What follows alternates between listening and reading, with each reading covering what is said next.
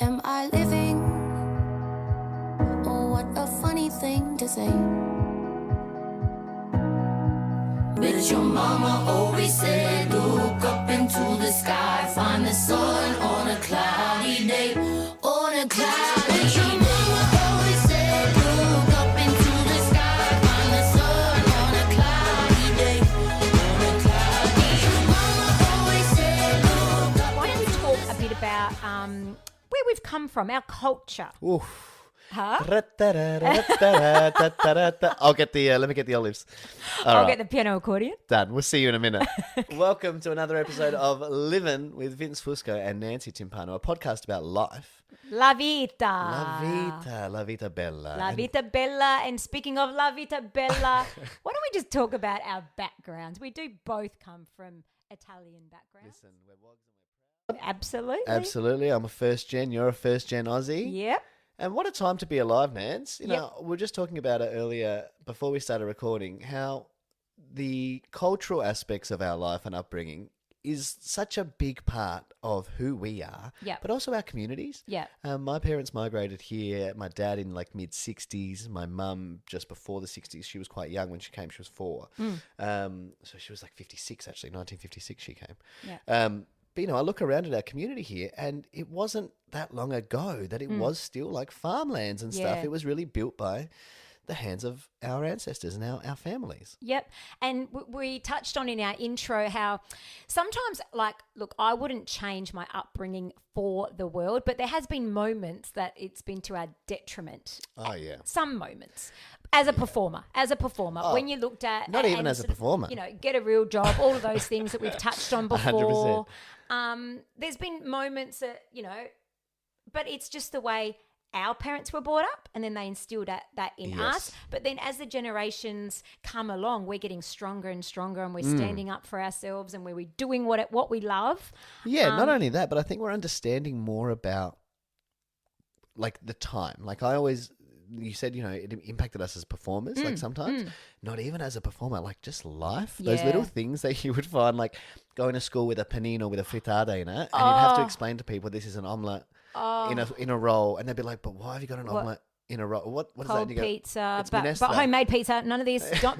Back then, what was it? Dino's. I reckon it's Dialadino's? Yeah, you put it, don't even pretend you know. No, I only say that I do. I'm only older because than you, and I remember Dialadino's. And it had a telephone on top of the car. Yes. Okay, I saw this pop up just the other day, and I was like, "Fucking Dialadino's." Because would you call a pizza bar Dialadino's today? No. Okay. Oh. No, yeah, but and see, yeah. I think that's such a funny thing. There's a fantastic wood oven place in Campbelltown, just down the road here. It's called Wood Oven Gourmet or WOG. Love it. Shout out to the WOG boys. Yeah. So good. But like the little impacts of like culturally, not only just food at school, you know, growing up Italian. I remember like never allowed to go to parties.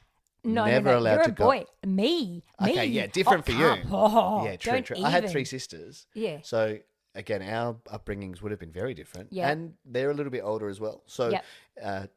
time-wise in society was very different. Yes. Being a girl was very different in an Italian household versus being a boy. Absolutely. I don't contest that at all. Yes. But nonetheless, we were never allowed to sleep over anywhere. We were never allowed to go to parties. I remember getting like, pardon me, that tea's going to kill me. I remember being like New Year's Eve, high school. Yeah. I'm going to go to my first New Year's Eve party. Yeah. No way. No. Not until you're 18. And then when I was 18, I was like, killer. He's punching the table. Here he goes. He's banging the table, mate. 18, mate's having a party up the hill. Mum goes, where are you going? I said, going to the party. What party? I said, I'm 18. You said, when I'm 18. She goes, no, mate. This year is your last one. You're coming with us. Oh, gosh. We had the biggest blow up. I'll never forget. Biggest blow up. I had to ring all my friends, be like, I'm not coming. Bawling my eyes out. She goes, if you're not coming with us, you're going to your sister's house. So I went to my sister's house. We both fell asleep on the couch about 9 p.m. watching Footloose. We woke up after midnight with the fireworks going off. Went to bed. Good night. That was my last New Year's after like 18 New Years at home, but they would not let me go. I had to like... You're lucky, 18. No. It just killed me. Yeah, it was a lot. And can I just go back to your panino? I remember being at school and I would swap lunches. Me too. With my friends. What would you get? Because do you know what my favourite thing was? You know, at school you had to write your favourite food. Yeah. I would write a lettuce, cheese, and tomato sandwich with mayonnaise The fuck? because I never got to eat it. So when I did, it was so good, and I would swap. And that's when I got a lunch order. Everyone was getting, pies, pasties, pizzas, and I'm Yeah. like, oh no, I don't even look at another pizza. I want a lettuce, cheese, tomato, and mayonnaise sandwich on white bread. Wow. Yes, I do. Sandwich bread. Nah, Not in alfoil. Not wrapped in alfoil. But that's what it was. I used to swap with one mate who I actually still am friends with. He used to get Silverside. Oh. Now, Silverside is not on the menu at our house. No, oh no. Never. Sorry. No. And I remember one day he would complain about it. He'd be like, "Oh, Silverside again," and I'd be Yeah. like, "What's Silverside?" I remember trying it and being like, "This is delicious." Yeah. And so I reckon every day for at least like a term, I would swap my lunch with Silverside till I got to the point where I was like, "I'm done with the Silverside." I'm done with the silver Now I can't eat it, and now I realise why he didn't like it. But yeah, going to school with like a lunchbox with tomatoes and bocconcini, like I'd have a little antipasto plate in my lunchbox. Oh my gosh. Didn't realise how good I had it. Absolutely. I was so embarrassed. And I Yeah. remember, I think it was, I don't know how old I would have been, maybe 15, and allowed to have some friends sleep over my house because God forbid. No. Sleeping over my house was fine. Me going to theirs. Never. But we were never allowed to do either. No. So I think I had a sleepover, and I remember that whole week prior saying to my mum, "Mum, please, I'm begging you, don't cook Italian food. Please don't cook Italian food. I'm so embarrassed. Please, Mum, cook." And I'd say, "Cook something Australian." And I didn't even know what that was, but I'd say, "Cook something Australian." And she's like, okay. Anyway, my friends rocked up. Jeanette Borg, to this day, my school bestie. Hello, darling. And Lisa Baldacchino slept over my house. And what does my mum make? Ravioli. Oh my God, my favourite. I wanted to crawl up in a bowl and die Hang on. until. But did none of it make these ravs from scratch? Yeah, I don't even remember because I was just Either so way. furious. Either way, I but would've been all I there. remember was I was about to lose my no. shit with my mother until Jeanette and Lisa ran into the kitchen and went, "Oh my God, yum, ravioli, my favourite." best. And I looked at her and I went, "She's so off the hook right now." Like, She saved me. she gave you the cred. Yeah. Yeah. And so, yeah, ravioli That's so funny because for the win. my friends used to do the same thing. They were like, "Should we just go back to your place today?" Yeah. But knowing that Mum would be like, "There's food on the table." Yeah. I remember one day, one of my best mates, again, still to this day, Dill and I, we used to take a day. Yeah, no, look, we've been out of high school for long enough. We used to leave school during the Adelaide Motor Show. Yep. Every year. We would be like, lunchtime, between recess and lunch, see you later. We'd hop in the car and we'd take off, catch the bus, whatever. We'd go to the motor show. Anyway, when we had our cars, we were a little bit older. We're like, it must have been year 11 or year 12. I said, let's just go home quickly. We'll get changed and we'll head in. And we got home. My mum was there. Mum's like, "Where are you guys going?" I said, "Oh, we're just going to the motor show." She goes, "Have you had lunch yet?" I said, No, we're going to get some food there. Because we're both like, we'll get some trash today. We'll get a burger, get a hot dog. You know how it is. By the time we left the front door, walked down the steps from my parents' home, got in the car. As I'm backing out the driveway, Mum bursts out the door. Wait. And Dill's like, your mum's way. Anyway, so I stop the car. She runs down. She goes, "Here." She literally hands us a plastic bag, two full knot rolls, like big sesame seed knot rolls, lettuce, ham, tomato, cheese, no mayonnaise, but everything else that you wanted. Huge paninos, right? Muesli bars, a couple of pieces of fruit, piece of cake. And Dill was like, "Is this like this every day?" I said, "Yeah, mate, this is every day." He was like, "It's the best." See, my eyes are opening that the fact that you've got like muesli bars and stuff. I'm not I'm not surprised that she gave you food, but I'm like, wow, you had muesli bars. Yeah, we I'd chucked in save muesli up bars. money and buy a packet of Uncle Toby's muesli bars because I'd be like, I didn't have this at home. Okay. Like, you know what I mean? Yeah, I had yeah. nonna's biscotti. Yeah. I didn't have muesli bars. When you say nonna's biscotti, what are we talking? Like the egg ones? Oh yeah. The ones with the twist? Oh yeah. Oh, take me back. Take me back. Oh my God. So our culture and sauce day. Hey, The best. sauce to this day. We still do it. Yeah. I only did sauce with my mum only about, I don't know, 3-4 weeks I was ago. going to say, tomato sauce day was only just recently. Yes. We do the vino still. Yeah. So my dad and my uncle we still used to do the vino. wine. We don't do the wine anymore. See, that's probably one of my favourites. Like, sauce day is, we don't do the sauce as a whole family so much anymore, just Yep. because the family's so big. But the vino, like, my dad does it with my uncles. But I remember as a kid, like, the excitement of getting thrown into that big tank to my crush. gosh. No, not even that. No? It was the excitement of going to bed the night before, Yeah. knowing that Dad's going to come wake me up at 3 a.m. Oh. And it was just my favourite. Like, he'd wake you up and be like, we've got a long drive. So we'd jump in the truck. We would have borrowed my uncle's truck, lined it with plastic, and we'd drive to McLaren Vale. And then before the sun's come up, I'm in the field there with, I reckon the last time that I went, my sister Sonia came, and it was like me, Dad and Sonia and a couple of uncles. But like picking grapes by hand with our little cutters there, filling up this truck with grapes. Like, you'd go home, and for the next month or two, we'd have in our garage under Mum and Dad's house this giant wooden barrel, this big plastic barrel with the wine fermenting in it. Oh my God, it was just like, it's my favourite memory. And only a couple of years ago, I did it again with Dad and my uncles, and I actually took some photos this time because I recognise it now as an adult. I'm like, this is such a special thing that we get to do. And I even like the pig. We used to do the pig every year. The pig party. We call it the pig party. The pig party. It was never uncommon. My friends buzz out when I used to tell them this. I'd be like, it wasn't uncommon to walk into like Mum and Dad's garage and have half a pig hanging from the ceiling. Oh, absolutely. And they'd be like, what do you mean? I'd be like, the whole thing. And we'd butcher the whole thing. Oh, that skin. My job was to do the salt, like No. salt and chili, the meat. And then like Dad would, and the skins, wash the skins. The skin. Oh. When they'd boil that up, it would actually, I can't deal with that. Can't deal with that. And the blood pudding. Or whatever Okay, you so, call it. oh my God, Nance. Okay, Mum's going to be very upset that I'm talking about this on the air, but I have to. My sisters and my cousins will relate. So, okay, growing up, once a year, there would be a treat that Mum would make called chocolate spaghetti. Oh, no. Okay. No. No, you got it. This is my favourite. Nope. So, egg noodles. No. Egg noodles. And like there was sultanas in it, and the sultanas, when you cook them, they plump back up. And like, so we'd eat this chocolate pudding, this chocolate spaghetti. It was called choc spags, and Mum would make it in like batches. I loved it my whole life. 21 years old. Okay, let's fast forward. Okay. 21 years old, and I say to Mum, "Hey, Ma, you haven't made choc spags for a while. What are we doing? Can we get some? No. Can we make some choc spags?" She goes, "Oh, I haven't done it because I haven't had the blood." I literally stop, dead, No. and look at her and say, "Blood? What are you talking about?" And she goes, "Vinny, please. It's the blood from the pig. You know that." Okay, you can't see it because this is an auditory, an oral experience. I'm actually sweating. Nance. Because I'm veggie and have been for my many God. years. But I had no idea my whole life until I was 21 years old that it was black pudding, until she told me. And to this day, so she's made it probably twice since then. Yeah. I can't look at it. I can't smell it. I can't eat it. I can't. And it's such a like a... But your iron levels would be great. My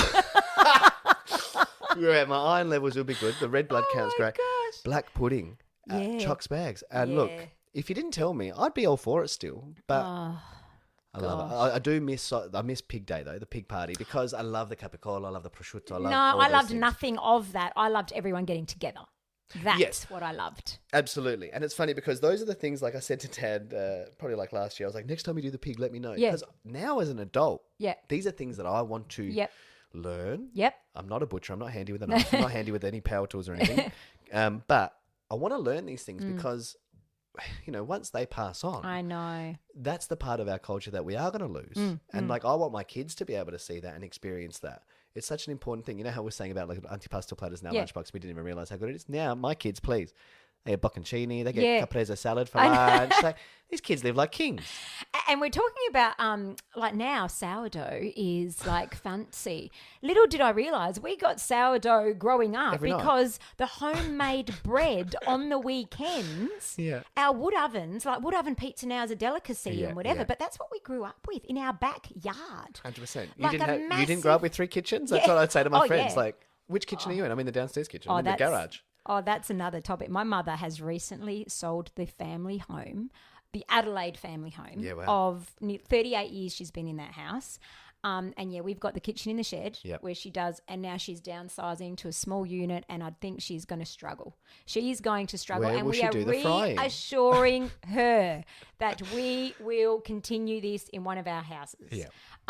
Once I, cover it in plastic and 100%. The outside kitchen is essential for frying. Yes. Cotelettes, Yeah. zeppoli, Oh, anything absolutely. that fish. Yep. Where else would you cook? Yeah, I know.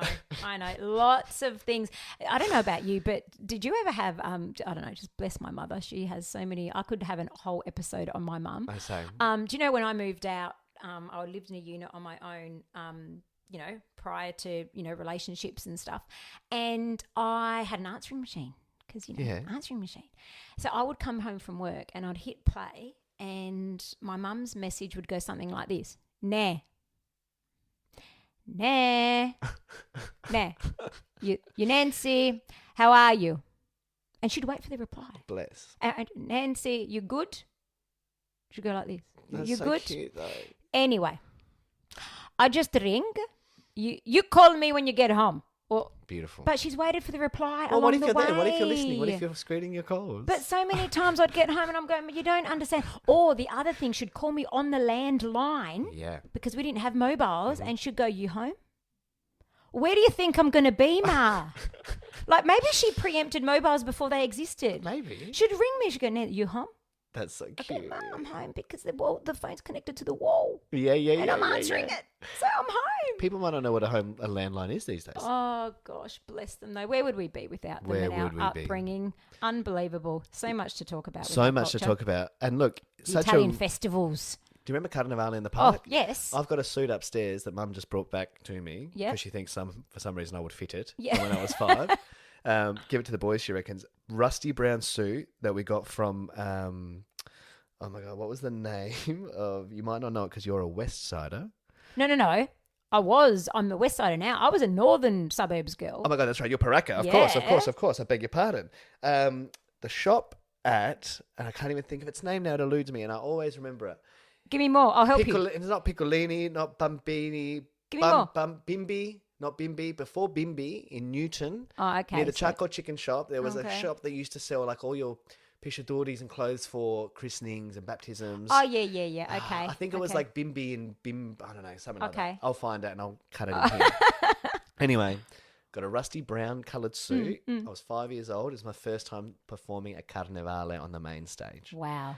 But Carnivale in the city in Rymel Park, Yes. it's changed now because it's at Adelaide Showgrounds, Yes. the Italian festival now. But back then, it used to have this feel about it where you would be in the park eating and smelling yes. the beautiful foods. There's Ferraris near the lake, Yes. there's sunshine, there's The dancing. nonnas making zippoli. Oh, like, and now we get, I don't know if you still attend the festas at the different Yeah. churches, like Yeah. Montevergine. San Giuseppe at Salisbury. My nephew is on the committee there. Hey, yes. He Hey, we is- should get your nephew on the Oh, show. my goodness. He's a big advocate. Yeah. He does a lot for our He community. does a lot for St. He's Joseph's exceptional, Festival. yeah. So yeah, that's a big one. Growing up, St. Joseph Festival was the biggest thing.